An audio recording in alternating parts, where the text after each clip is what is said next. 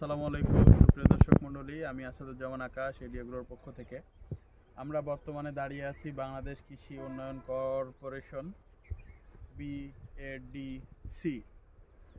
আমরা এখানে দেখছি যে ওনাদের যে প্রত্যায়িত বীজের যে প্লটটা আছে BRDCর, সেটা নদাপাড়াতে ওদের মূল যেই হেড অফিস আছে রাজশাহীর, সেখানে আমরা আসছি এই আলুর যে প্রত্যায়িত যে বীজগুলো আছে এই বীজটা দেখতে।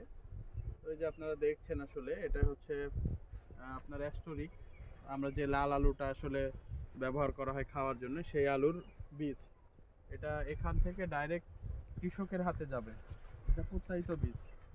ভিত্তি হলে তারপরে রিসার্কেলিং হওয়ার পরে হয়তো বা আমরা পেতাম, কিন্তু এটা সরাসরি আমরা পাবো এই বীজটা।